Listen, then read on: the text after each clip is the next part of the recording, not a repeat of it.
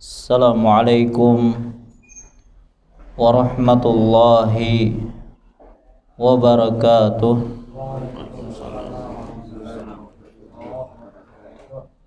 Innal hamdalillah nahmaduhu wa nasta'inuhu wa nastaghfiruh wa na'udzu billahi min syururi anfusina wa min sayyiati a'malina may yahdihillahu fala mudhillalah wa may yudlil fala hadiyalah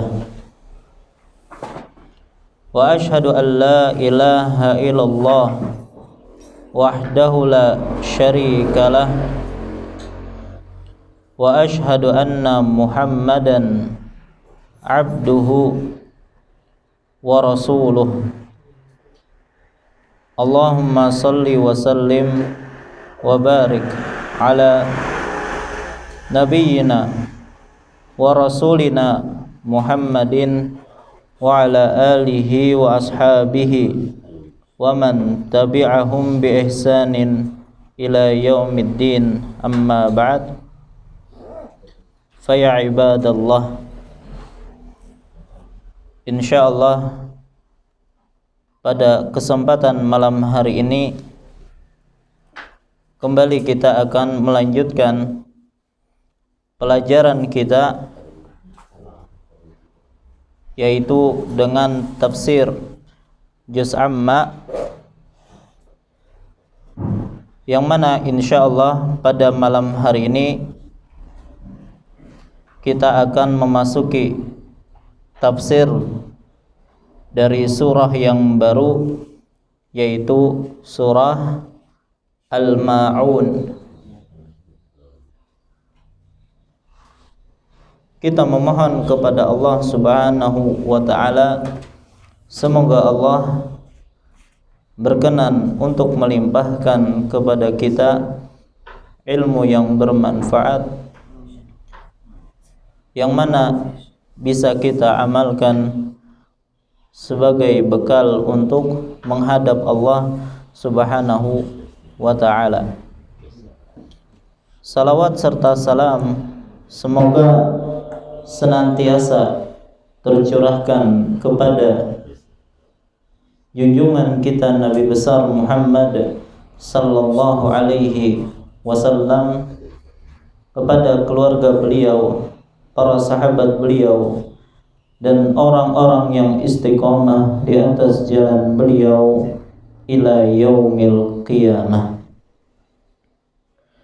Baik, tadi kita sebutkan bahwasanya insyaallah mulai malam hari ini kita akan memulai pembahasan baru, yaitu memasuki pembahasan tentang tafsir dari surah Al-Ma'un.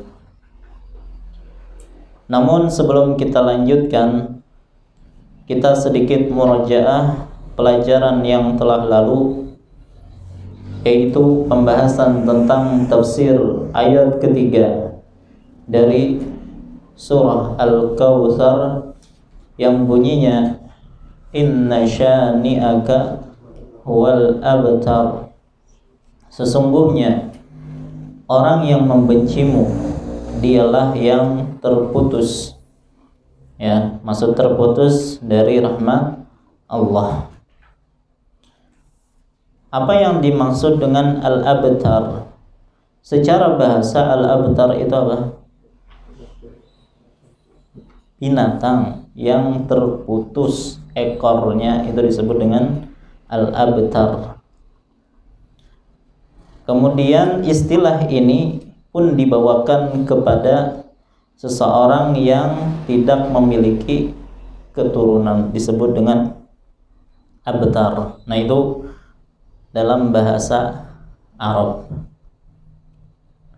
Dan telah kita sebutkan bahwasanya inna syani'aka, orang yang membencimu, ya, disebutkan dari berbagai riwayat bahwasanya orang yang disebutkan atau dimaksudkan dalam ayat ini adalah seseorang yang bernama Al-As bin Wa'il, yang merupakan ayah dari seorang sahabat yang bernama Amr bin Al-As radhiyallahu an, dan seorang kakek dari sahabat yang bernama Abdullah bin Amr radhiyallahu anhuma.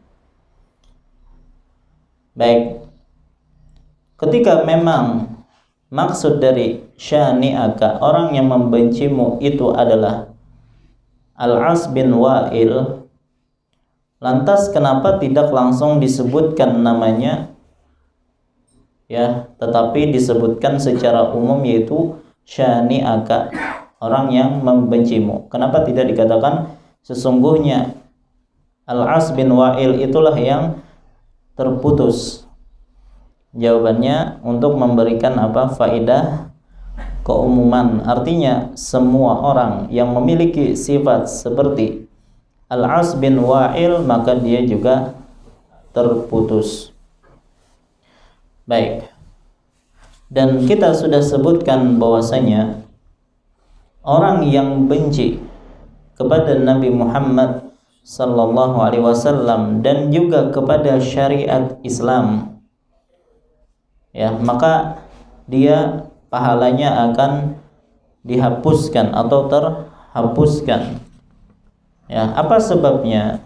Kenapa orang yang benci dengan syariat Nabi Muhammad, yang membenci Muhammad dan juga syariat Muhammad, itu terputus pahalanya?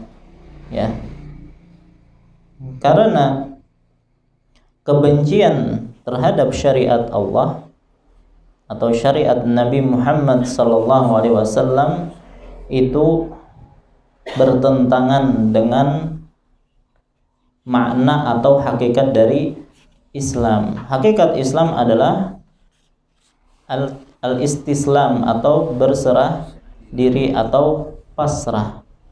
Maka bagaimana seseorang bisa pasrah sementara dia benci dengan syariat Nabi kita Muhammad sallallahu alaihi wasallam? Baik, itu sedikit tentang ayat terakhir dari surah Al-Kautsar. Baik, kita sekarang memasuki tafsir surah Al-Ma'un. Cuman seperti biasa, kita tidak akan langsung masuk ke inti dari tafsir surah Al-Ma'un, ya, tetapi kita akan mulai dengan muqaddimah. Nah, sebelum kita masuk ke tafsir surah Al-Ma'un, di sini ada dua pertanyaan yang ingin kita tanyakan. Apakah setiap orang yang ber-KTP Islam itu pasti sholat? Ya. Berapa persen yang sholat, berapa persen yang tidak sholat? Pada suatu pengelih melakukan sensus orang-orang sholat itu, ya, banyak yang kada lah. Persennya gimana? Persentasinya juga. Baik, jadi tidak setiap orang yang ber-KTP Islam itu sholat. Baik, yang kedua, pertanyaan kedua, apakah setiap orang yang menunaikan sholat pasti perilakunya, ya, baik kepada sesama? Ulangi, apakah setiap orang yang sholat itu sikapnya baik kepada sesama manusia? Jawabannya juga tidak. Ya. Sebagian orang, ya, ketika dinasehati, ini orang yang kada sholat, dinasehati, Pak, sholat, kenapa Bapak enggak sholat, misalnya gitu kan, dia menjawab, kan yang penting kita baik dengan tetangga, baik dengan sesama, ya. Bahkan dia katakan, buat apa rajin sholat kalau masih menyakiti hati orang lain? Ya, itu sebagian orang berkata demikian. Dia merasa dia masih Islam, Muslim, karena sudah berbuat baik kepada tetangga, kepada orang lain. Ya. Jadi ketika dinasihati kenapa enggak sholat, ya jawabannya sebagian mereka seperti itu, merasa diri masih muslim, ya.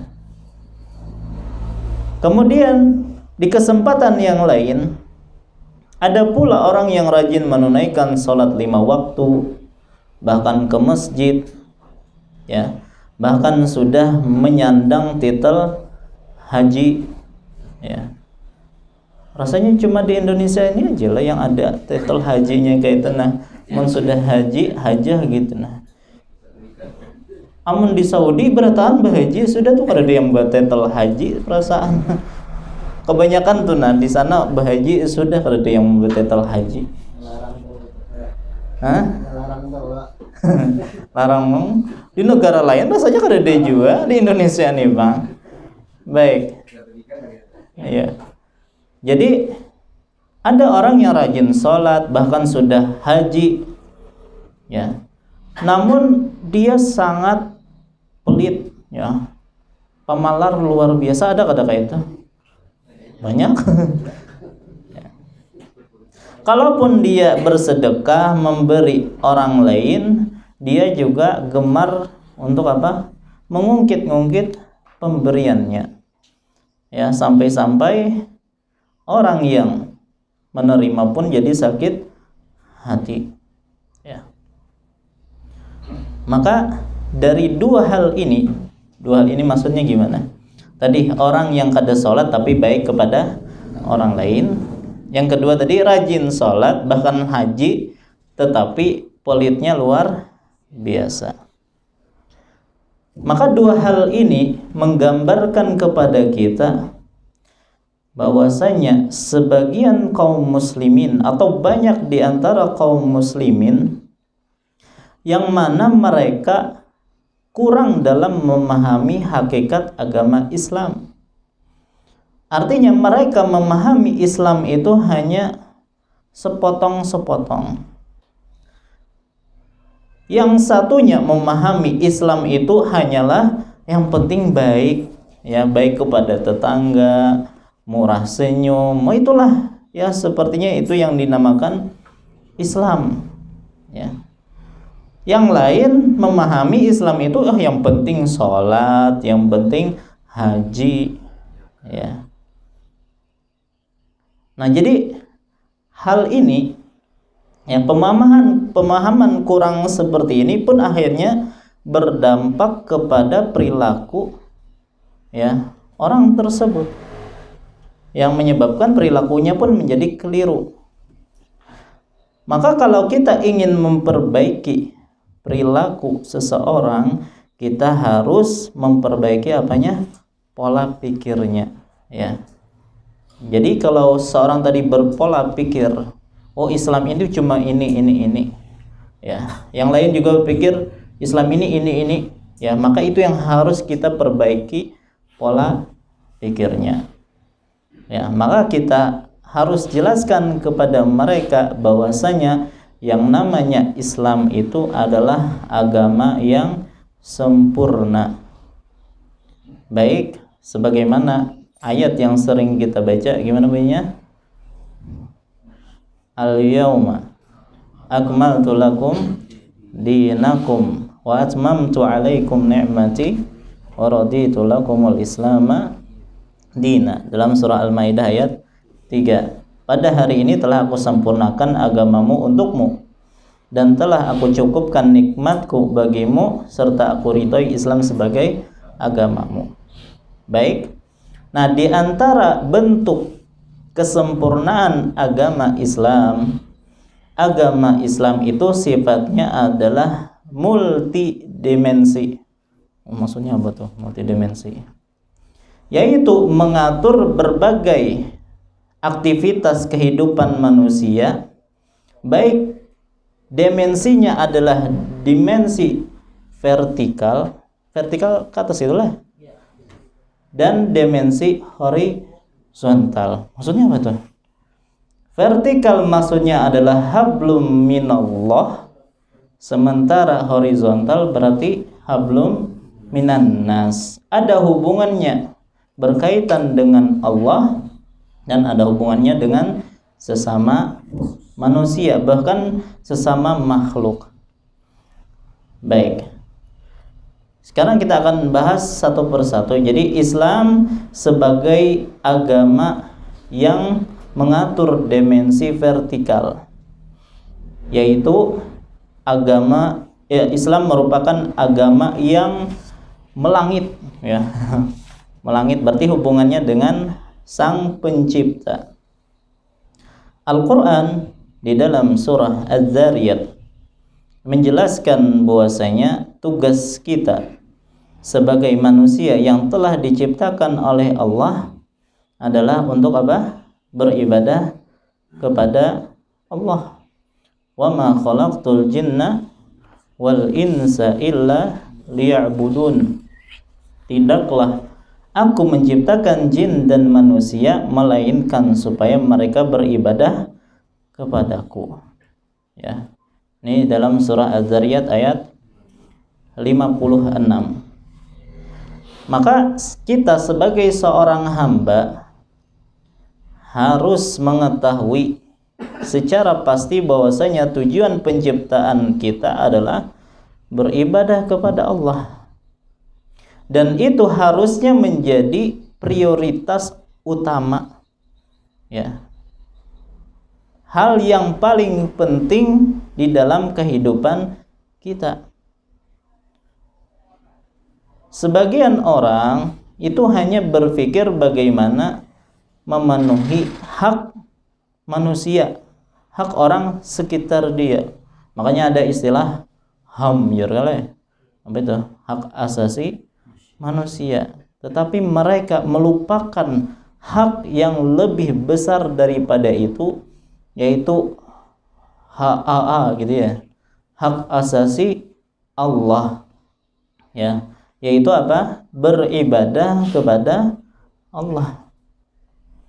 Maka ini membantah pernyataan mereka tadi, yang penting itu kan baik kepada tetangga, sholat nggak apa-apa. Ini salah, ini keliru pernyataan demikian, ya. Padahal yang harus atau yang paling wajib dipenuhi haknya adalah hak Allah.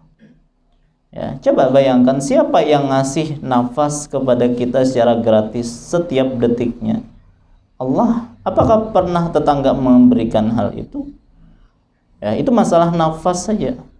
Belum mata kita, hidung kita, kaki, tangan, dan seterusnya. Itu semuanya adalah pemberian Allah Subhanahu wa ta'ala. Ya, maka tidak adil kalau ternyata yang dipenuhi haknya itu hanyalah hak sesama makhluk, padahal Allah yang telah memberikan kita segalanya. Maka ini membantah ya pernyataan orang yang pertama tadi, yang menyatakan bahwasanya yang penting baik kepada orang lain tetapi tidak sholat. Baik. Yang kedua adalah Islam sebagai agama yang mengatur hubungan secara horizontal tadi ya. Berarti Islam sebagai agama yang membumi. Ya, selain mengatur hubungan manusia dengan Sang Pencipta, Islam juga merambah ranah hubungan seorang hamba dengan sesamanya, ya. Bahkan dengan makhluk lain di muka bumi ini, tidak hanya sesama manusia. Baik, kita akan bahas tentang hubungan antara sesama manusia dahulu. Para ulama menyimpulkan atau merangkumkan aturan berbuat baik atau aturan hubungan antar sesama manusia itu menjadi 3 kalimat. Ya, para ulama merangkumkan atau menyimpulkan aturan hubungan antar sesama manusia menjadi 3 kalimat. Apa itu? Yang pertama adalah berbuat baik kepada orang lain. Ini yang pertama, berbuat baik kepada orang lain. Yang kedua adalah menghindari sesuatu yang menyakitinya. Menghindari sesuatu yang menyakitinya. Jadi berbuat baik kepada orang lain, menghindari sesuatu yang menyakitinya. Dan yang ketiga adalah menahan diri ketika disakiti. Menahan diri ketika disakiti. Maksudnya apa tuh? Menahan diri ketika disakiti. Sabar artinya tidak membalas. Ya, tidak membalas ketika disakiti. Jadi ulangi, para ulama merangkum aturan hubungan antar sesama manusia menjadi 3 kalimat. Pertama, berbuat baik kepada orang lain, menghindari sesuatu yang menyakitinya, dan menahan diri tatkala disakiti, maksudnya tidak membalas. Baik, kita mulai dari yang pertama. Berbuat baik kepada orang lain. Banyak tuh contohnya. Banyak, ya. Dan berbuat baik ini macam-macam bentuknya, bisa dengan harta, bisa dengan tenaga, bisa dengan waktu, bisa dengan pikiran, ya. Sesuai dengan kemampuan kita. Dan Rasulullah sallallahu alaihi wasallam ya sangat memotivasi kita untuk mempraktekkan karakter mulia tersebut, yaitu membantu orang lain. Ya, bukankah agama kita adalah agama solidaritas, ya, saling membantu sesama kita, sesama manusia. Dan orang yang membantu sesama manusia maka akan dijanjikan akan ditolong atau dibantu oleh Allah. Wallahu fi aunil abdi ma kanal abdu fi auni akhihi. Allah akan membantu seorang hamba jika ia membantu saudaranya. Jadi kalau kita ingin ditolong oleh Allah ketika dalam kondisi mendesak, kondisi sempit, maka rajin-rajinlah untuk membantu saudara kita. Jadi ketika kita mendapati saudara kita butuh bantuan, itu kesempatan kita, ya, kelak nanti akan mendapatkan bantuan dari Allah Subhanahu wa taala. Di sini Nabi SAW tidak menyebutkan bantuannya dalam bentuk apapun, yang menunjukkan ini keumuman, ya. Dan bantuan Allah bisa datang kepada seorang hamba baik di dunia maupun di akhirat. Di dunia kita perlu bantuan Allah enggak? Sangat. Apalagi ketika di akhirat itu kita sangat membutuhkan bantuan Allah Subhanahu wa taala. Nah, bagaimana agar kita bisa mendapatkan bantuan dari Allah? Maka sering-seringlah membantu saudara kita. Baik. Itu adalah yang pertama tadi, ya, berbuat baik kepada orang lain. Dan yang kedua adalah menghindari sesuatu yang menyakitinya. Artinya tidak menyakiti orang lain dalam bentuk apapun. Menyakiti orang lain itu macam-macam bentuknya. Baik dengan lisannya, ya, perbuatannya, ya, bisa ya tulisan masuk ke perbuatan, ya. Bahkan dengan tadi mengungkit-ungkit pemberian itu juga termasuk menyakiti hati orang lain, ya. Makanya Allah Subhanahu wa taala mengingatkan akan hal ini dalam surah Al-Baqarah ayat 264. Ya ayyuhalladzina amanu la tubtilu sadaqatikum bil manni wal adza wahai orang-orang yang beriman, janganlah kalian menghilangkan pahala sedekahmu dengan cara apa? Menyebut-nyebut pemberian tersebut dan menyakiti hati penerimanya. Ya. Itu disebut dengan al-mannan. Ya, al-mannan itu adalah orang yang suka menyebut-nyebut pemberian. Ya, beda dengan namam, harus dibedakan mannan dengan namam. Apa artinya? Kalau mannan tadi menyebut-nyebut pemberian. Kalau namam pengadu domba, itu namam, yang namimah. Ya. Baik, ini bisa terbalik-balik nih. Mana mannan, mana mannan. Nah, itu lain pula. Baik.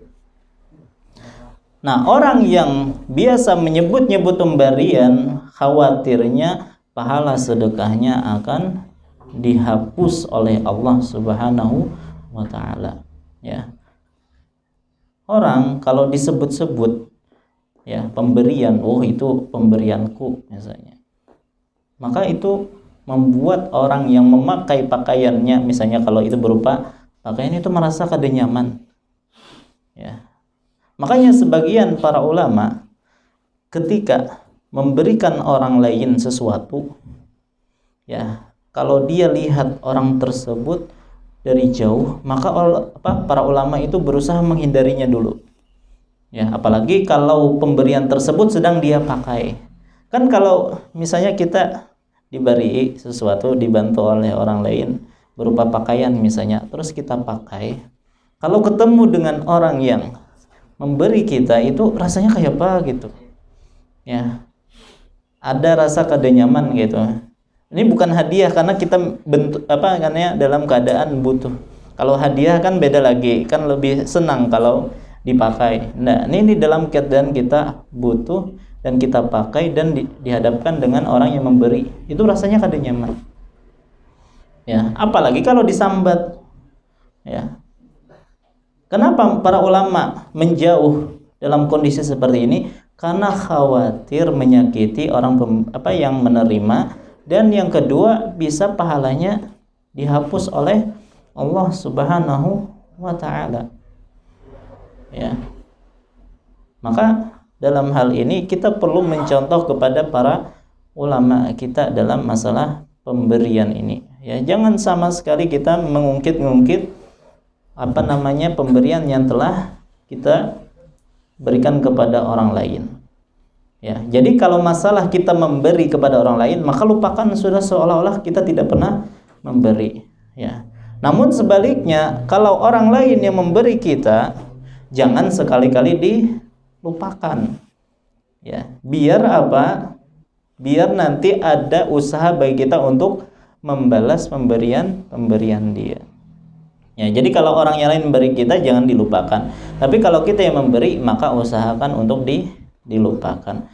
Baik, itu yang kedua, yaitu menghindarkan sesuatu yang menyakitinya. Dan yang ketiga adalah menahan diri tatkala disakiti, ya, atau tidak membalas ketika disakiti.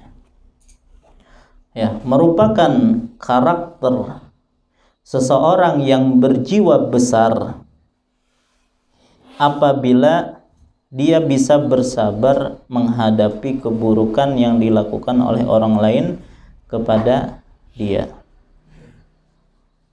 Kalaupun dia ingin membalas, maka ikutilah ajaran Allah Subhanahu wa taala dalam membalas keburukan. Apa kata Allah di dalam surah Al-Mu'minun ayat 96? Allah mengajari kita bagaimana membalas keburukan orang lain kepada kita. Allah berfirman, idfa' billati hiya ahsanu sayyi'ah. Tolaklah, balaslah perbuatan buruk mereka dengan cara yang lebih baik. Artinya, balaslah keburukan dengan kebaikan. Nah, itu yang diajarkan oleh Allah kepada kita dalam membalas keburukan. Kalau ada orang yang enggak salam kepada kita, maka kita bagaimana membalasnya? Mengucapkan salam kepada dia. Kalau ada orang yang tidak mau senyum dengan kita, maka kita balas dengan senyuman.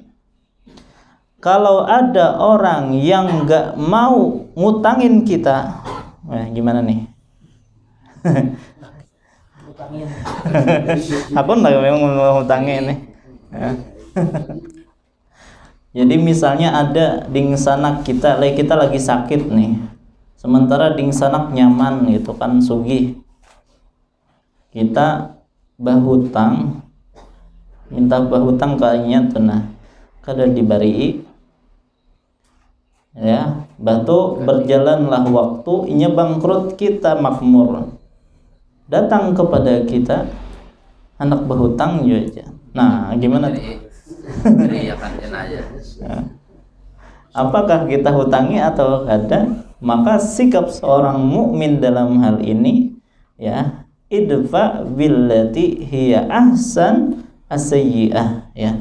Tolaklah perbuatan buruk dengan cara yang lebih baik. Bisa kita hutangi atau tidak kita hutangi, tapi kita beriakan atau bantu. Ya. Tapi kalau kadang mampu, yang minimal jangan dibalas dengan keburukan juga. Ya.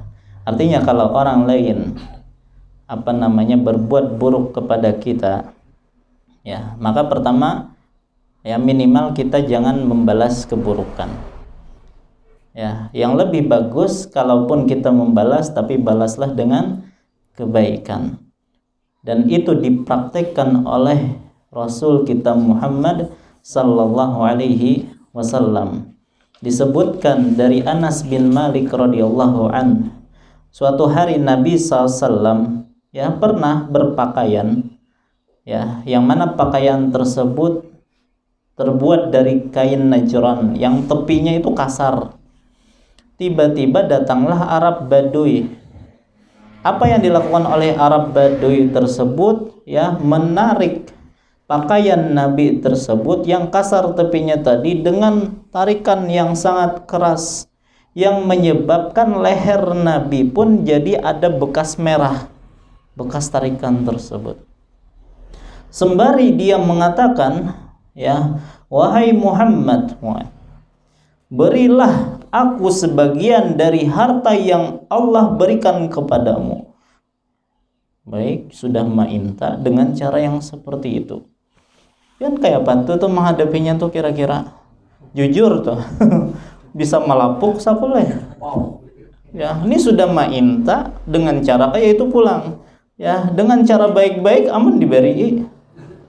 Ini cara kayak itu pulang, ya. Tapi bagaimana coba sikap Nabi SAW kepada orang ini? Beliau pun menengok kepadanya sembari tersenyum, ya. Kemudian beliau memerintahkan agar dia diberikan sebagian harta. Coba, inilah akhlak Nabi kita Muhammad SAW dalam membalas keburukan orang lain. Baik. Nah, itu sesama manusia. Ternyata Islam itu tidak hanya mengatur bagaimana hubungan antar manusia, namun juga Islam mengatur hubungan manusia dengan makhluk yang lain. Semisal dengan hewan, ya, Islam juga mengatur.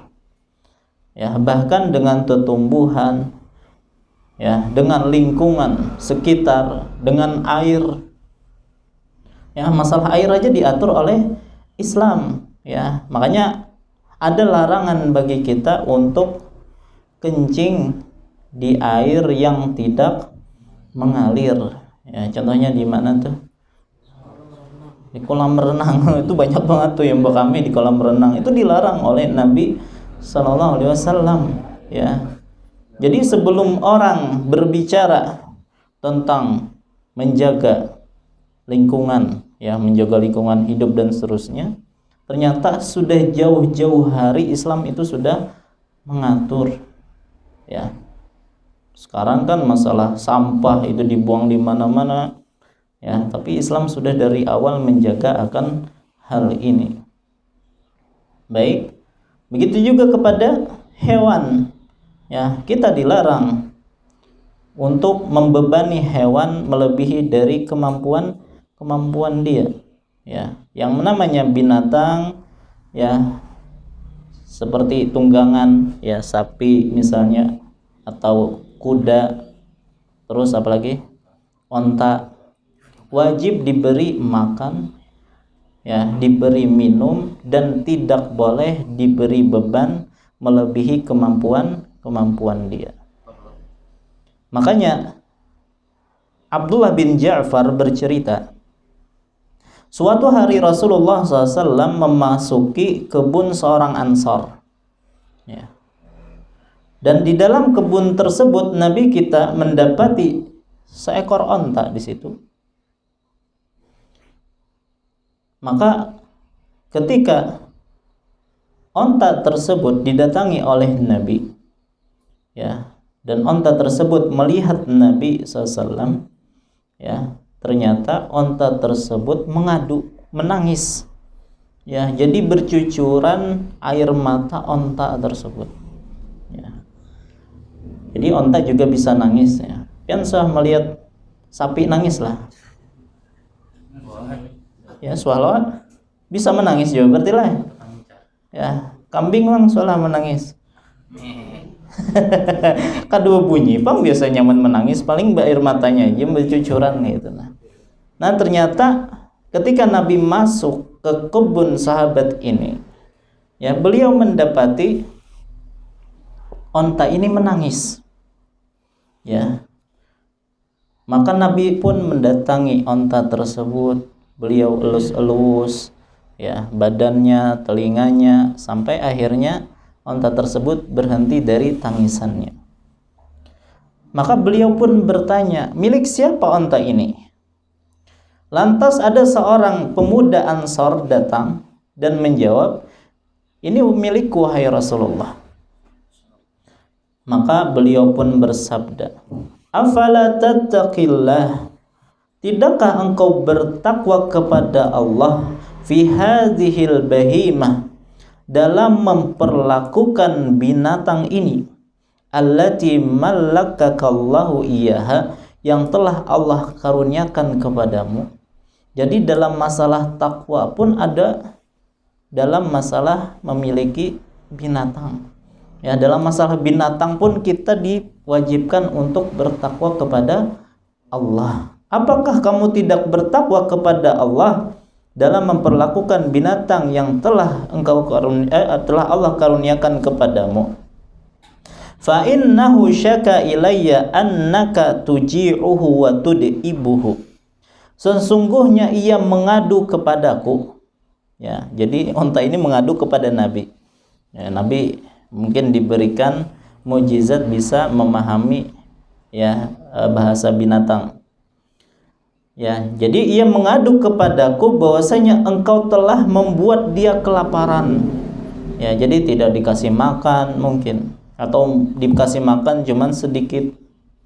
Dan engkau telah memforsirnya. Ya, memforsirnya berarti menyuruhnya kerja berat, ya, tapi tidak dikasih makan. Baik. Nah, jadi dalam masalah hubungan interaksi bersama makhluk, bahkan kepada binatang, bahkan kepada lingkungan pun itu diatur di dalam agama Islam. Artinya Islam itu super sempurna. Baik. Nah, maka potret ini, yaitu pertama tadi kita membahas tentang hubungan kita dengan Allah Subhanahu wa taala, yaitu hablum minallah. Kemudian hubungan kita dengan sesama makhluk atau hablum minan nas, ya, maka jangan sampai timpang. Ya.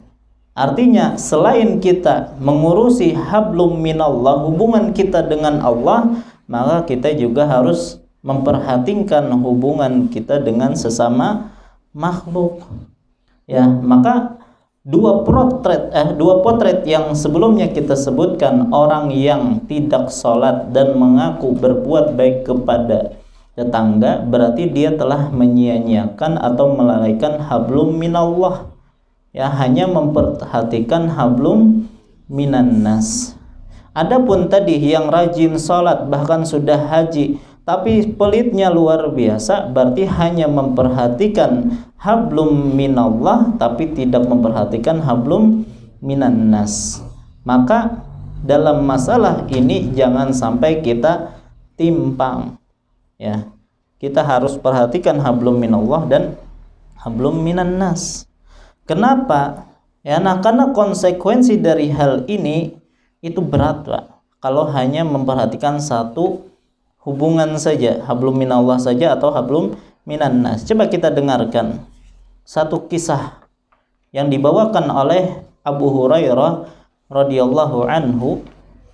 Ya, disebutkan, dikatakan kepada Rasulullah, inna fulanah, sesungguhnya fulanah, tidak disebutkan namanya, artinya seorang perempuan, tusalli laila wa tasumun nahar, dia rajin salat malam dan puasa siang hari. Ya, artinya salat malam ini berarti salat sunnah. Kalau salat sunnah yang ditonjolkan berarti salat wajib pasti dijaga. Begitu juga ketika puasa sunnah yang ditonjolkan berarti puasa wajib pasti terjaga. Berarti harap banget wanita ini secara salat dan puasanya. Tapi dia memiliki masalah, wa fi lisaniha syai'un, tetapi lisannya itu bermasalah. Yu'dhi jiranaha salitah, ya, yang mana lisannya itu pedes, yang mengganggu tetangganya, ya. Jadi dia mungkin suka menyakiti tetangganya dengan lisannya. Apa komentar Nabi SAW berkaitan dengan wanita ini? Kata Nabi, la khaira fiha, tidak ada baik-baiknya wanita ini. Padahal tadi dia rajin sholat, rajin puasa, tapi disebabkan lisannya yang bermasalah, kata Nabi, tidak ada baik-baiknya dia. Hiya finnar, dia di dalam neraka. Nah, diancam dengan neraka.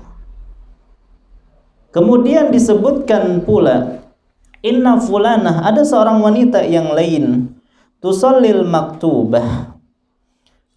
Ya, dia hanya salat wajib saja, salat sunnahnya mungkin jarang. Wa tasummu Ramadan, dan dia berpuasa hanya di bulan Ramadan. Wa tatasaddaqu bil aswar, dan dia mengeluarkan zakat, ya, atas hartanya, harta perhiasannya. Ya, jadi yang wajib-wajib saja itu. Walaysa laha syai' ghairuhu, ya, dan dia tidak melakukan hal yang lain. Wala tu'dhi ahadan, tapi dia tidak pernah menyakiti seorang pun. Ya, apa kata Nabi SAW? Hiya fil jannah, dia di dalam surga. Coba masalah yang wanita pertama tadi itu apa? Hablum minallahnya itu baik, tetapi hablum minan nasnya yang bermasalah, dan dia diancam oleh Nabi SAW sebagai penghuni neraka. Adapun yang kedua, dia seimbangkan antara hablum minallah dan juga hablum minan nas, dan dia dijanjikan surga oleh Nabi sallallahu alaihi wasallam. Maka ini mengingatkan kepada kita bahwasanya pentingnya menyeimbangkan antara hablum minallah dan hablum minan nas. Baik. Sekarang yang menjadi pertanyaan, Ustadz, kita kan membahas tafsir apa? Surah Al-Ma'un. Ini hubungannya apa dengan kisah dari tadi? Ya.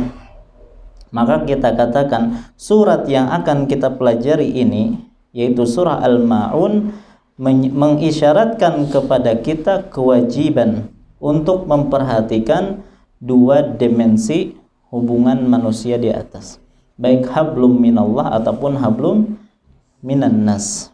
Ya, coba bagaimana sih bunyi dari surah Al-Ma'un? Gimana bunyi ayat pertama? Ara'aital ladzi yukadzibu biddin. Apakah engkau tidak melihat orang yang mendustakan? Ada yang mengartikan agama, ada yang mengatakan hari pembalasan. Baik. Fadzalikal ladzi yad'ul yatim, dan itulah orang yang menghardik orang-orang yatim, anak yatim ya. Wala yahuddu ala ta'amil miskin, dan tidak memotivasi untuk memberi makan kepada orang miskin. Nah, 3 ayat ini ketimpangan dalam hablum minan nas. Ya. Kemudian fawailul lil musallin, celakalah orang-orang yang salat. Ya, jangan stop di situ ya. Alladzina hum an salatihim sahun, yaitu orang-orang yang lalai dari salatnya. Walladzina hum yuraun, orang-orang yang riya. Nah, ini merupakan ketimpangan dalam hablum minallah ya.